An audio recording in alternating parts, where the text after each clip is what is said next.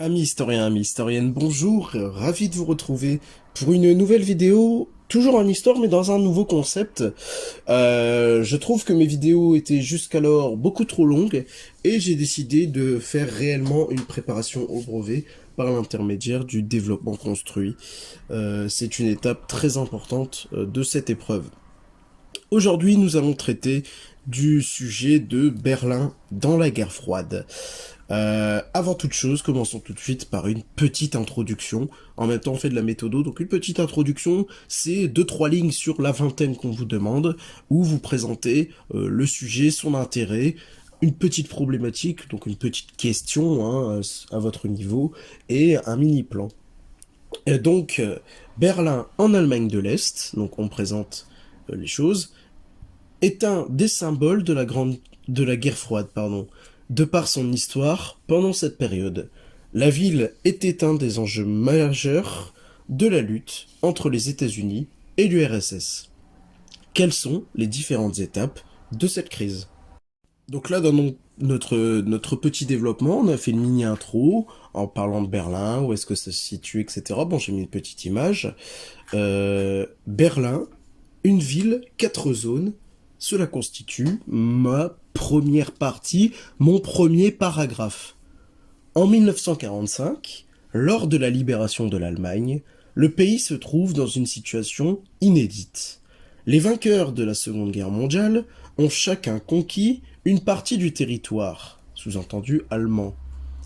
Berlin étant de longue date la capitale, il est décidé que les soviétiques administreront l'est de la ville, tandis qu'à l'ouest se forment trois zones, une zone américaine, une zone britannique et une zone française. Rapidement, les trois zones de l'ouest se rassemblent dans ce qu'on appelle Berlin-Ouest. C'est une enclave du bloc occidental dans un territoire sous contrôle soviétique. Donc là, on parle de Berlin dans la guerre froide, donc on n'est pas là pour parler de l'opposition soviétique, occidentaux, etc. Mais on explique bien quand même, bah déjà pourquoi cette ville peut pas poser problème, mais pourquoi elle est intéressante. Eh bien, c'est une ville qui est coupée en deux au sein de la zone soviétique. C'est-à-dire qu'il y a une zone occidentale dans une ville administrée jusqu'alors par les soviétiques dans le gros bloc de la RDA. Dans un deuxième paragraphe, on peut parler d'une étape importante, le blocus de Berlin. Cependant, la situation ne convient pas aux soviétiques ni aux dirigeants de l'Allemagne de l'Est, qu'on appelle aussi la RDA. Bon, vous avez vu sur mon petit diapo, j'ai oublié de mettre des majuscules à Est. Bon, c'est pas obligatoire, mais moi je préfère. Bon, bref. Pour chasser les Occidentaux, donc les Américains, les Britanniques et les Français, et contrôler toute la ville, les autorités de la RDA mettent en place un blocus en 1948. Toutes les routes sont coupées et le ravitaillement n'est plus possible. Ils espèrent ainsi asphyxier Berlin-Ouest et faire capituler les Occidentaux. En réponse à ce blocus, les Américains mettent en place un pont aérien qui permet aux habitants de Berlin-Ouest d'être ravitaillés en nourriture, médicaments et charbon. Après plusieurs mois, en 1949, les autorités est-allemandes lèvent le blocus. Donc là, vous voyez, à chaque fois, je fais un petit alinéa pour montrer que je change de partie. On peut même passer une ligne sur une copie, ça fait plus beau. Et on est en histoire. Donc on parle de connaissances, ça vous l'avez vu en cours, tout ce que je raconte, je n'invente rien. Vos profs vous en ont parlé, c'est obligatoire. Ce sont des bases. Mais on met des dates. Le blocus, il commence, il se termine. Le blocus, il a un motif. Le blocus, il a une issue. Là, c'est utopiste, mais on pouvait se dire, le blocus a fonctionné et la ville est totalement contrôlée par les soviétiques. Non, là, la situation historique, c'est le blocus échoue et les Américains, ils trouvent une solution par ce pont aérien. Donc ça, vous voyez, c'est des choses très rapides, mais une introduction, une première partie avec un alinéa, une deuxième partie. On va voir la troisième partie de Berlin dans la guerre froide. Et là, un troisième axe, le dernier, retenez bien dans un développement construit, c'est minimum deux grandes idées, deux grandes parties, maximum trois, sinon c'est que faut réagencer vos idées. en sachant que c'est une vingtaine de lignes, vous n'êtes pas là pour raconter votre vie, il faut être synthétique, très bref. Le troisième axe, j'ai parlé de Berlin, qui est une ville coupée en deux dans la zone soviétique. J'ai parlé du blocus de Berlin.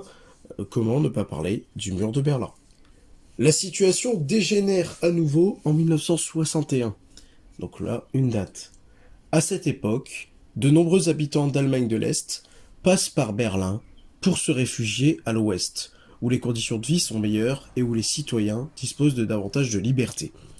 Eh oui, parce que si c'est une ville coupée en deux avec une zone occidentale, ça peut être intéressant parce que l'Allemagne de l'Est connaît une situation de vie très particulière, on n'est pas là pour y revenir, mais avec une surveillance accrue, avec la Stasi, une police politique, etc. Donc certains veulent une vie meilleure et profitent donc de Berlin. Donc pour passer à l'ouest finalement. Pour mettre un terme à ces départs qui donnent une mauvaise image de la RDA, oui, puisque si 3 millions de personnes partent en peu de temps, on peut se dire, pourquoi elles s'en vont, quoi. Les autorités est-allemandes font construire un mur en une nuit. Il sera renforcé par la suite. Évidemment, en une nuit, ils n'ont pas fait tout le mur de Berlin. Afin de fermer hermétiquement, c'est-à-dire que rien ne passe, la frontière qui traverse la ville. De nombreuses familles sont séparées par le mur, et il leur devient très difficile de communiquer.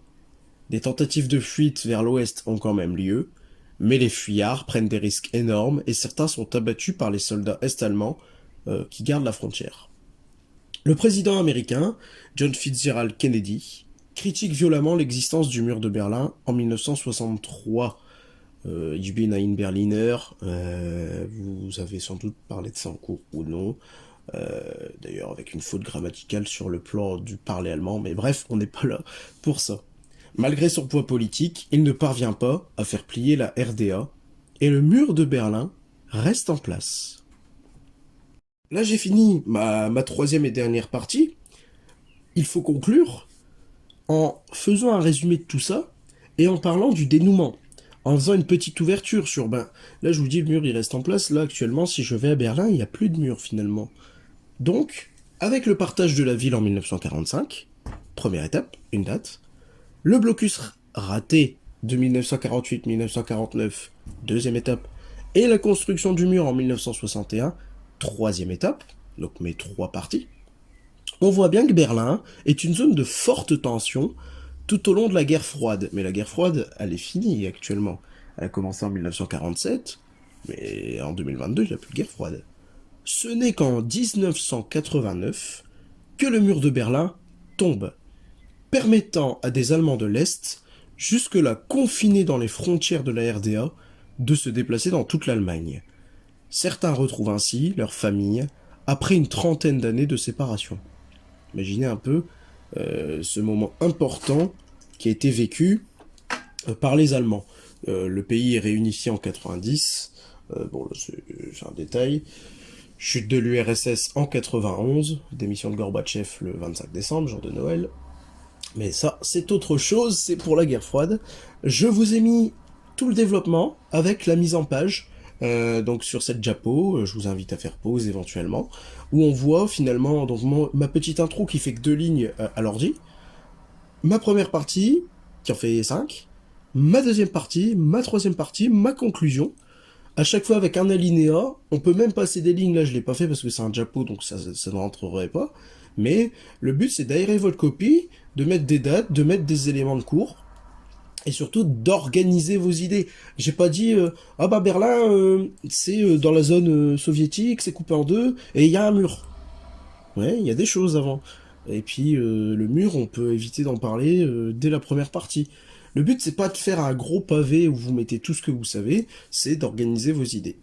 J'espère que ce type de vidéo vous plaira, il sera davantage facile pour vous de regarder puisque c'est plus court, et en même temps, ça répond tout de suite aux attentes, c'est-à-dire le développement construit. J'essaierai d'en faire plusieurs sur divers thèmes, en histoire, notamment. La géo, bon, vous avez compris, à force, j'ai un peu plus de mal. Voilà, n'hésitez pas à partager, à liker, à commenter, à me demander des sujets de développement construit en histoire. Je les ferai avec plaisir. Je vous souhaite une bonne journée, prenez soin de vous.